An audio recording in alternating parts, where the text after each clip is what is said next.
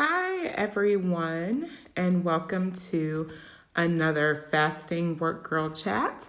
Today we are going to be doing a Q&A session. So some people submitted questions, and then I'm also going to try to, people actually have been submitting questions throughout the week. And so I'm going to go through some of the questions that were submitted previously, some of the ones that were submitted today. And then if you have any questions, this is just going to be an open Q&A forum, and we will answer what you guys have. Just before we begin, I wanted to give my lovely little disclaimer. And obviously, I'm not your physician. And what I'm discussing is not personalized medical advice and should not be taken as such. And if you have questions about anything in tonight's chat, you should consult with your own healthcare provider. All right, so the first question comes from Miss Ingletary, or maybe it's M. Singletary. I'm not sure. 22. Let me share that. So this question says, what turned you on to IF? And that's a really good question. So basically, for those who may not have heard kind of like my little brief background, in 2017, I stumbled across a book called The Obesity Code. And it was because, like many of you, I was looking to try something. Oh, wait, my camera's not facing me. Sorry. I didn't realize that. I'm like, my camera's not looking at me. Sorry. Hi, guys. In 2017, I was looking to lose weight, was still trying to lose some of my postpartum weight from 4 years, or not 4 years at that time, because it would have been 3 years at that time. And a friend recommended a book called The Obesity Code by Dr. Jason Fung. So if you've not checked out that book, I would highly recommend reading it. Because it makes a lot of sense and goes through kind of just the history of obesity and the science behind it. And that's really what turned me on to intermittent fasting, because I felt like the science actually made sense. I tried calories in versus calorie out, just simply tracking on like MyFitnessPal or something. And would always get brief successes, but never anything substantial or long standing. And so I was looking for something new. And then once I started getting results with intermittent fasting, then I became interested in learning more about it, more of the other health benefits besides weight loss that it has to offer. So that's what turned me on to intermittent fasting. And now that I'm an intermittent faster, it's a lifestyle for me, so I don't plan on going back. All right. Next question. Oh, and you guys can submit questions during this too, because I see some questions are popping up on that. So we'll go through them. So the next question is from Chantelli2123. And Chantelli said, can you really lose weight with intermittent fasting? I would like to lose 20 pounds. So yes, 100%. You can lose weight with intermittent fasting. I've lost weight with intermittent fasting. And if you scroll back through, there's millions of people who have lost weight with intermittent fasting. But if you even scroll back through my post today, the meme, which had the plate of like waffles with syrup and all this stuff on it, one of the followers on my post today talked about how they've lost over 70 pounds with intermittent fasting. So you definitely can lose weight with intermittent fasting. You just have to find the fasting regimen that works best for you and give it a try. The common fasting mistakes that I see people make and could be reasons as to why you're not seeing results with intermittent fasting. So one comes from unknowingly spiking your insulin during your fasting period. So really, I know we talk about fasting aids and things you can do and etc., but your purest fast is going to be to consume water. Yes, I can remember it was Lioness of Yeah, you're right. So Lioness of Yeah lost 70 pounds with intermittent fasting. So definitely there's people all over you can find who've lost weight.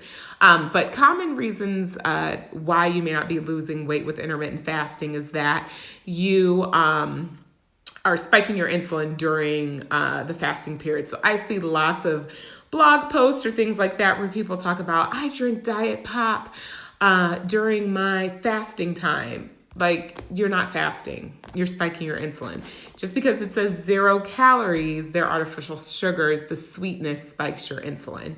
Other things you could be doing during your eating window is frequent grazing. And so even though you did fast, now you're just spiking your insulin constantly throughout the day. And so that can also slow progress. So what I usually suggest is just that if you're not getting the progress that you think you should be getting, one, maybe switch up your fasting period. If you're doing a lot of night eating, shift that window forward. Maybe do breakfast, lunch, and skip dinner. And also take a look at what you're drinking, especially if you're drinking lots of things that have sweet flavors in them. Just the anticipation of sweetness can spike insulin. Okay, and that's what we're trying to avoid. So let's see what the next question is. All right, so the next question comes from Sack 2018, and is it necessary to use dietary supplements with intermittent fasting? So I personally think no. Whenever you decide to supplement, I think you should be supplementing for something specific. Because a lot of people tend to take tons and tons of supplements and you really just end up with really expensive urine. So, it looks nice and neon green, but is it really helpful? So if you're eating nutritiously during your actual eating window, you probably won't need many supplements. But if you notice that you're specifically deficient in something, so, if you get your B12 levels checked or vitamin D levels or, your iron's low, then, yes, supplement for what you are deficient in. And then also maybe do a little research and see what other whole foods you could eat to increase whatever you're deficient in. But you don't intermittent fasting, especially if you're doing, like 1 meal a day or 16-8 or something like that, you shouldn't need an abundance of additional supplements just because you're fasting. All right, let's see. Next question comes from Coach, and she says, what kind of fast do you do, full day or hours during the day? So I vary my schedule. So most days I try to have a tighter window, either like an 18 fasting hours and 6-hour eating window. Sometimes I'll do 1 meal a day. Sometimes I'll do I think people call it the warrior, where it's like 20-hour fast with 4-hour eating window. And then on the weekends, I tend to be a little looser and I'll do anywhere from 12 to 16-hour fast. So that's usually my most common routine. I have done fast longer than that, but that's not a regular thing. And I find that works well for me. I also like switching up my fasting pattern because I feel like anything you do that your body can start to predict, you run the risk of your body just getting used to it. And so I like to kind of keep my body guessing, which is why I, during the week I may have one pattern, but I may choose a day to go a little longer. And then, on the weekend, switch it up. All right. And let me see. Oops. Sorry, I'm still getting used to that. Okay. And then questions that I can't pull up, and I'm also going to scroll back through the feed. There was a question from someone earlier in the week with the Q&A, and they asked, would doing regular 20 to 20-hour fast with a 4-hour eating window, could that be detrimental? And so, in general, I don't have any evidence to suggest that would be detrimental. I would probably say that's more of a tight window that you would use when you're in your weight loss phase, I don't know that you would want to keep doing that through maintenance indefinitely.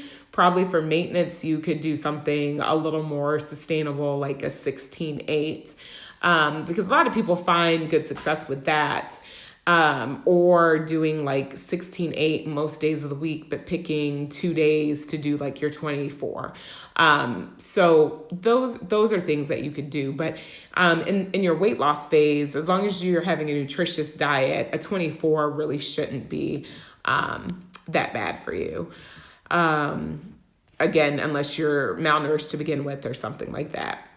I just find, again, you may want to change that because you don't want to get tired of it. So you may do 24 for a little, like 20-hour fast, 4-hour eating windows for a little bit, but then also give yourself a couple days to relax a little bit and do like a 16-8.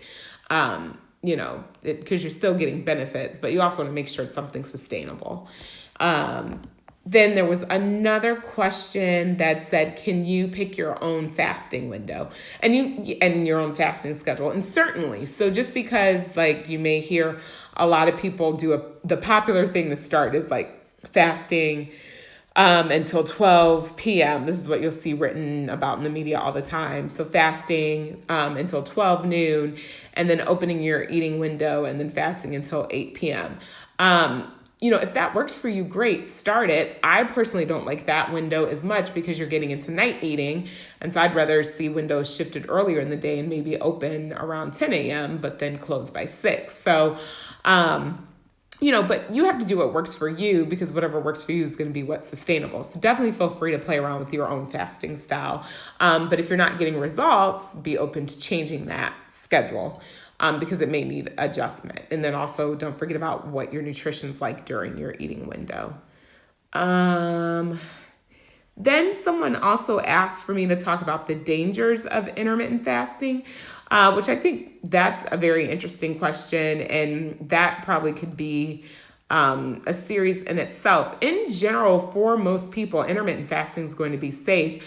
Sometimes I'll see people though, and again, not necessarily in my practice, but just like when I say see people on blog posts or forums or things like that, it seems like dry fasting is a thing or catching on. And I really don't think that you should be doing dry fast. People will claim that there's X amount of benefits and you'll get into autophagy faster and blah, blah, blah, but that none of that's really scientific proven. And dehydration's dangerous. So, right, you can probably live, not telling you to do this, but if some of you following have probably read The Complete Guide to Fasting, where Jimmy Moore talks about how he did a 30-day fast.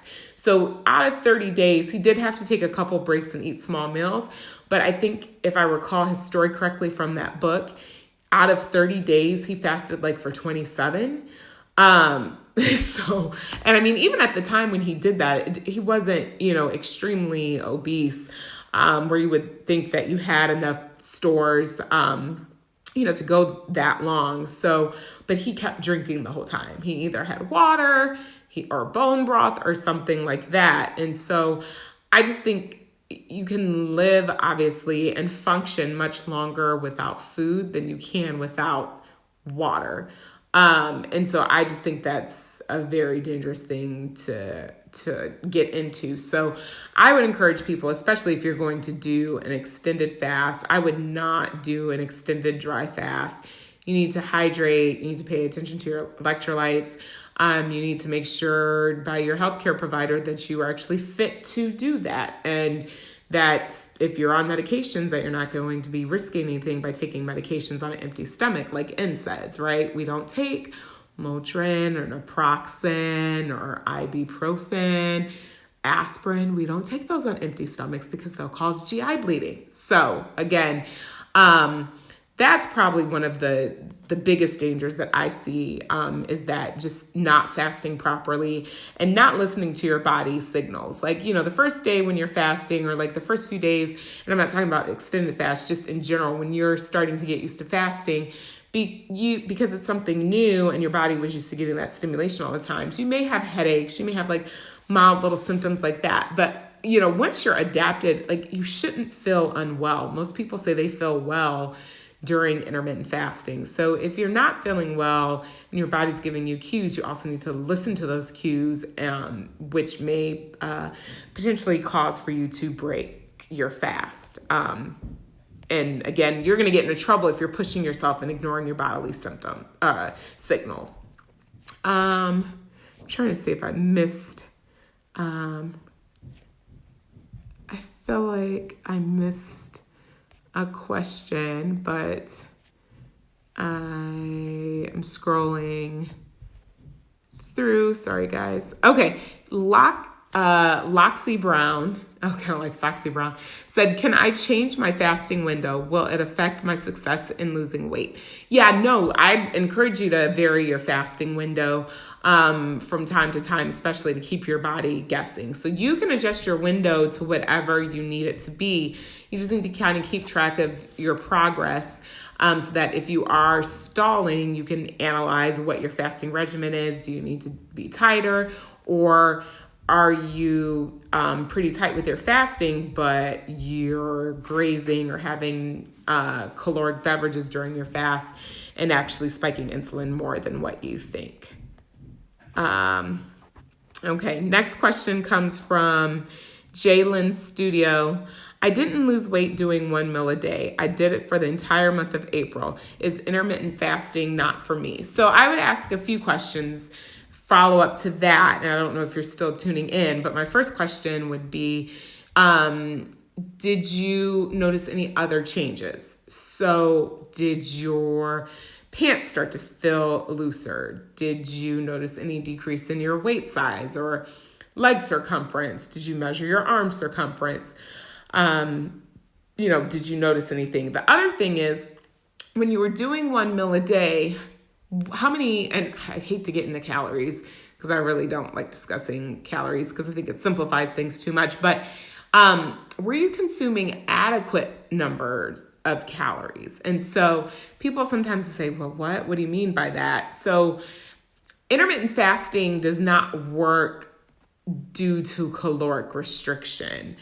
And so sometimes what I'll see people fall into the trap with 1 meal a day is that they're doing 1 meal a day and only eating like 500 to 800 calories.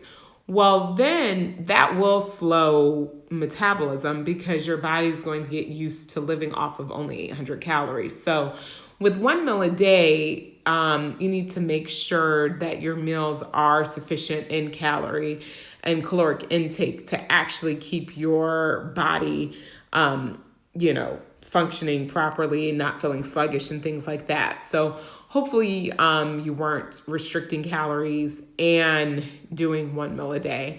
Other things are, what did you consume during your fasting window? So were you pure water fasting, just 1 meal a day? Were you drinking pure black coffee? Were you truly drinking herbal tea without additives and sugar in it? Or were you drinking like very sweet fufu teas? Or your coffee, did it have cream in it? Did it have stevia? Did it have sugar? So those are things that I would look at. You could always try to pick back up with 18-6. And then, some people, again, like I said, have success by shifting that eating window earlier so that you're eating by sunset and play around with it. But definitely don't give up. I mean, you definitely, we'll all see people who say, in the first month I lost 50 pounds or whatever. That's not for everyone. And so I just think that's not everybody. Most people notice a gradual weight loss or something that's not, anything to write home about initially. But look at some of those other measurements and see if any of your clothes fit differently. Sully Sachs says, with intermittent fasting, should you also restrict calories, or is it advisable to just minimize carbs and eat whole foods? Yes, so that's perfect. That actually feeds into what we were just talking about. If you're eating whole, nutritious foods, you do not need to restrict calories. So honestly, I don't count calories, and I know people say, well, you can still eat too much with intermittent fasting. You can, but it's hard to eat too many whole foods. It's just, it's just hard. It's hard to eat, 5,000 calories of broccoli. So, in terms of minimizing carbs, I would say minimize processed carbs. So definitely eating vegetables is a plate, lots of different vegetables, variety. That's good for gut health. Fruit, some people say eat as many fruits as you want. I don't say that because fruit was nature's original candy. It was not available year round, even though we can get it year round now. And so we used to have times when fruit was plentiful, and then we would eat fruit, and then we had several months period where there were no fruit, where fruit wasn't available, and then we didn't eat it. So I still say treat fruit like a dessert, or treat fruit like a treat. But I would try to have a veggie, at every meal, and then maximize your healthy meats, healthy oils, and see how that does. And I'm going to scroll and just see. Sorry, guys. I'm scrolling through to see if there were any other questions. We still have a few minutes left, but I think I've went through most of the questions. So unless anyone else has any questions for me, we will get ready to wrap it up. But I think take homes is that yes, you can make your own fasting schedule. And then, someone just asked a question. GG2 Melody, is matcha tea okay while fasting? Okay, is that bad? Off the top of my head, I don't know what matcha tea is. Can you explain, is it a herb, or is it what is matcha tea? Is it just a leaf? Sorry if I should know that. I've never had it. Because I need to know more about the tea before I say whether it's okay to drink.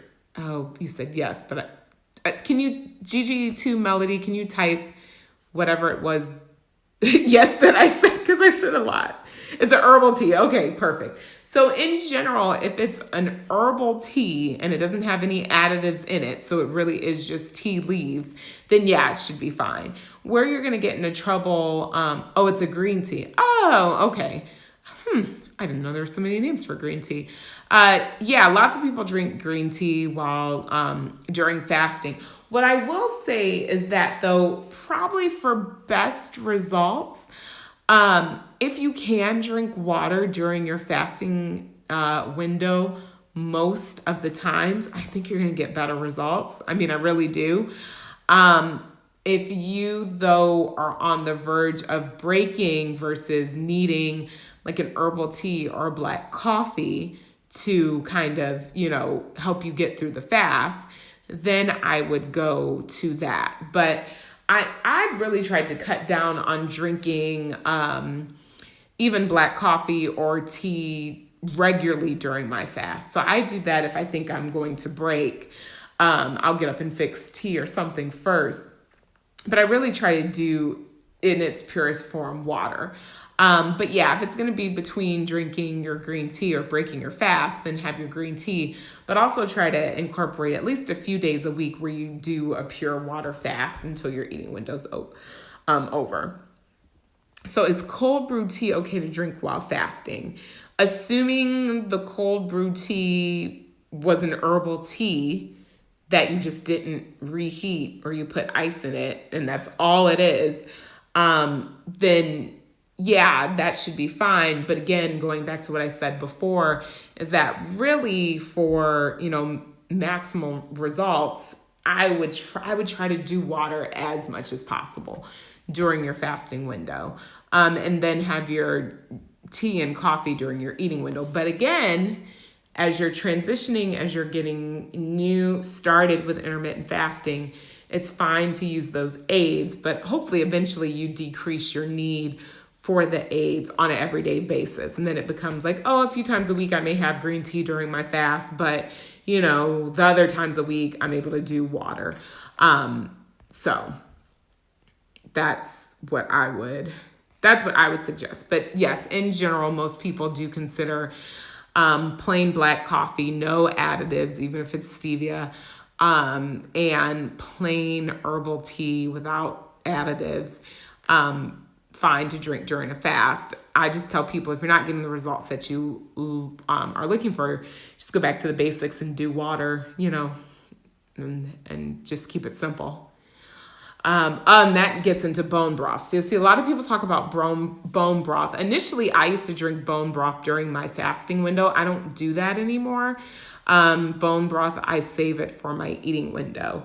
And because bone broth has lots of great benefits, has lots of collagen and all these, different things, good for gut health. So I still like bone broth, but I don't do it during my fasting window. So for Jalen Studio, is a 4-hour window too short for a beginner? Everyone's different. You just got to play around with it. So what I would say, if you're beginning fasting, start off with something realistic, because I think sometimes we get frustrated if we set very lofty goals and then we don't achieve them, right away. So, if you think you can do a 20-hour fast with a 4-hour eating window and you have no medical contraindications, go for it. But what may be more realistic, if you've never fasted before, I would say just start off with 12 hours and just get used to that, and then pick a couple days a week where it's your challenge day, and then see if you can, jump from 12 to 14. And then after you've done that for, a couple times, then next time your challenge day comes around, bump it up to 16 while you're still keeping your 12-hour fast the other days. And then as you are able to gradually increase your fasting on those challenge days, you can slowly increase just the duration of fast on your other days. So, I definitely know people who've jumped right into 1 meal a day. So that's going to be probably, similar to a 4-hour eating window or less. So it definitely can be done, but I just say, don't feel bad if you can't jump right into it. And you have to do a gradual approach. You can still see benefits, especially if you're maximizing your nutrition with even a period of 12 hours of gut rest. So, but then your nutrition is going to become very important, especially with the shorting eating windows. And then, can a diabetic do a 20-hour fast safely? There's a lot of factors that go into it, type of diabetic, and you would need a physician to monitor you through that, because there are going to need to be medication adjustments and all of that. So I would not recommend that a diabetic fast unless they were under either a physician or nurse practitioners supervision, who could adjust their sugars adjust their medication adequately. Because if you're, let's say, taking insulin and your insulin was designed to be given with food, and then you're not eating, you're going to risk true hypoglycemia, and which can be obviously extremely dangerous. So you would have to have that monitored with a physician. And if you guys go to www.idmprogram.com, that's Jason Fung's website. They have a link for physician resources or physician referral network. I will say it hasn't been up to date in a little bit because I know people aren't on there who submitted their stuff, but that will give you a basic idea if there are any physicians in your area that are comfortable with intermittent fasting. And then if so, they probably could guide you through that process. All right, guys. Well, hopefully you enjoyed the Q&A. Sorry, so I wonder if I comment, can you see it? I'm just going to put it in the bottom of the notes. It's www.idmprogram.com. And you just got to flip through the tabs, but there is something that's called under resources, it says physician network. The other websites, sorry, I didn't even think about it because I'm now a part of this. You could go to the Obesity Medicine Board and also look at their website. Those will list physicians who are certified in obesity medicine. That website is www.abmedicine.com. abom.org. But the thing with that is that you would have to call their offices and see if they use intermittent fasting. So, because not all obesity medicine providers either institute intermittent fasting specifically in their practice or believe in it, right? So you would have to check that out. But that would probably give you a broader range of physicians in your area, even above the IDM website. Let's see. Question said, what do you think about Alkaline 9.5 water? Honestly, I think it's just a fad. I mean, I think you can just drink regular water. I really think it's a marketing thing just for people to buy different things. But that's just my opinion. If anyone has any articles they want to send me, like real research articles, not blog posts on the alkaline movement, I'm happy to look at it. But all of that stuff, I think, just goes back to eating whole, healthy foods. And I think that regular water from a pure source is fine. I don't think the alkaline water is going to do anything specifically for you, but that's just my opinion. All right, guys. Well, thank you for tuning in. The next few will probably be Q&As every couple weeks, not to tire you guys out with questions, but we are into baseball season. So yes, our schedule is kind of hectic with baseball season. So probably be a lot of Q&As, but you guys keep thinking about them and checking out the post. Last question.